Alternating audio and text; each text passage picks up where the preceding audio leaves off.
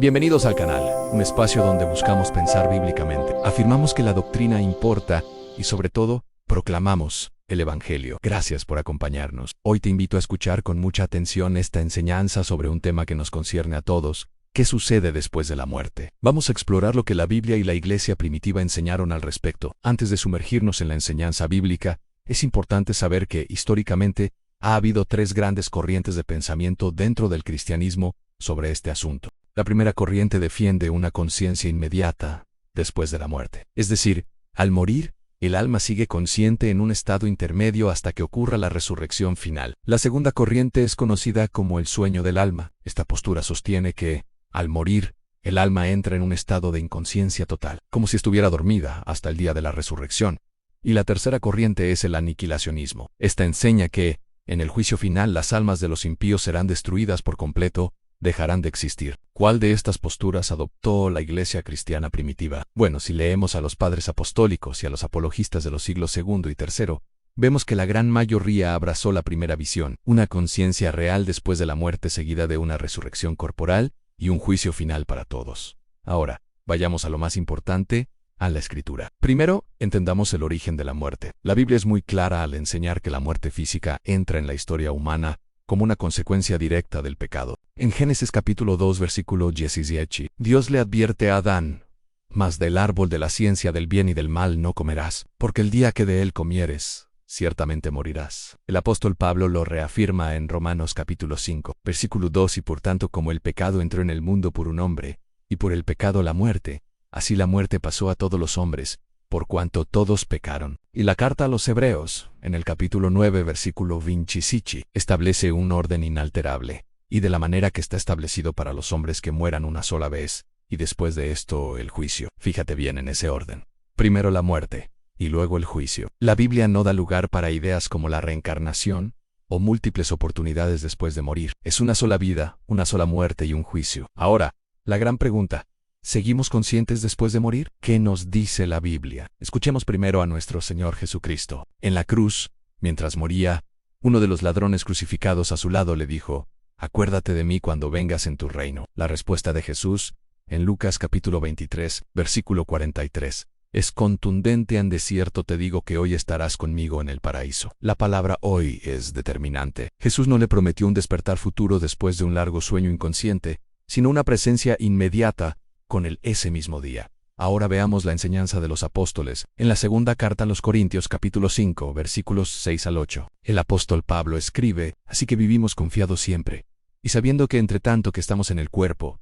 estamos ausentes del Señor.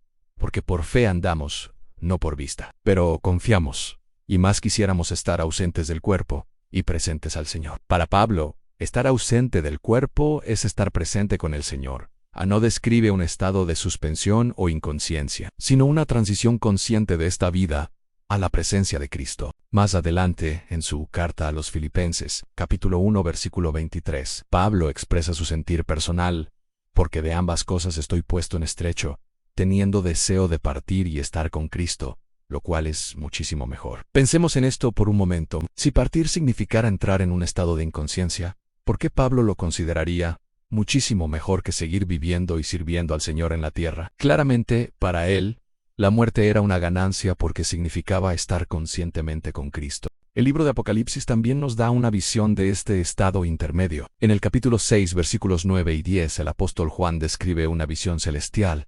Cuando abrió el quinto sello, vi bajo el altar las almas de los que habían sido muertos por causa de la palabra de Dios, y clamaban a gran voz diciendo: «¿Hasta cuándo, Señor santo y verdadero, no juzgas y vengas nuestra sangre en los que moran en la tierra?» Aquí vemos almas que no están dormidas, están conscientes, están hablando, están clamando y esperando la justicia final de Dios. Es crucial entender que el cristianismo no solo enseña la inmortalidad del alma, sino algo mucho más glorioso en la resurrección corporal futura. Nuestra esperanza final no es flotar como espíritus incorpóreos para siempre. En la primera carta a los Corintios capítulo 15, Pablo dedica todo el capítulo a este tema. En los versículos 42 al 44, explica así: «También es la resurrección de los muertos. Se siembra en corrupción, resucitará en incorrupción. Se siembra en deshonra, resucitará en gloria. Se siembra en debilidad, resucitará en poder. Se siembra cuerpo animal, resucitará cuerpo espiritual. Tendremos un cuerpo nuevo, glorificado, perfecto.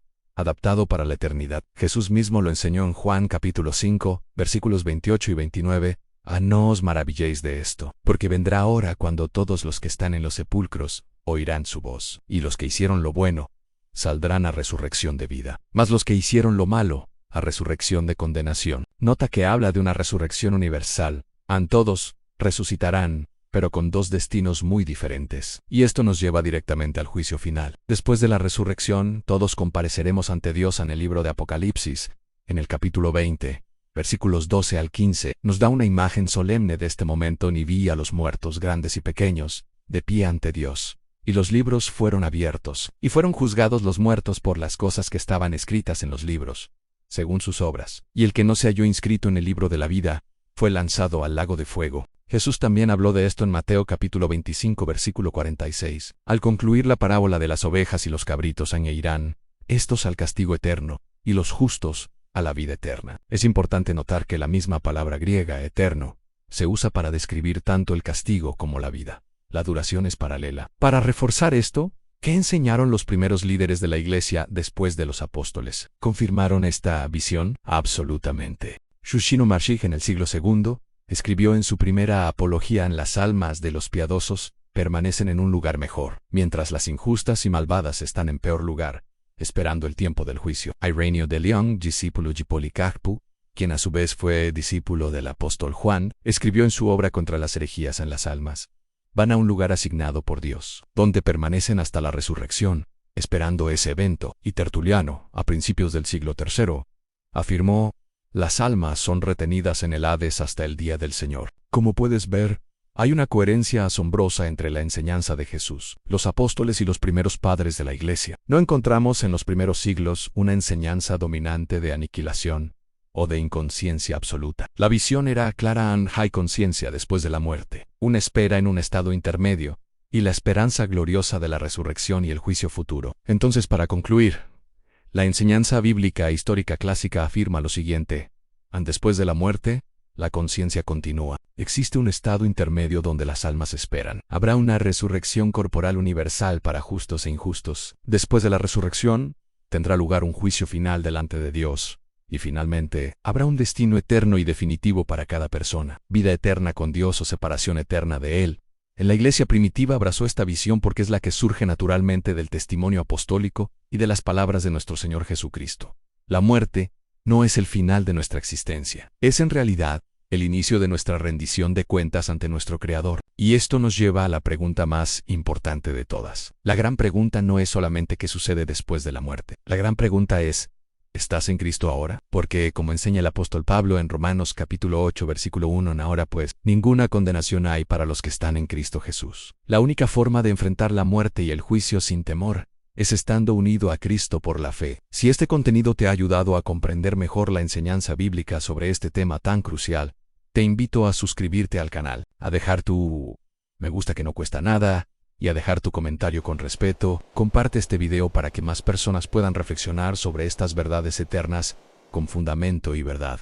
Recordemos siempre que pensar bíblicamente no es opcional. Es esencial para vivir una vida con propósito aquí y con una esperanza eterna, porque la doctrina importa. Y es nuestro deber saturar las redes sociales con la predicación del Evangelio. Soli Deo Gloria, solo a Dios sea la gloria.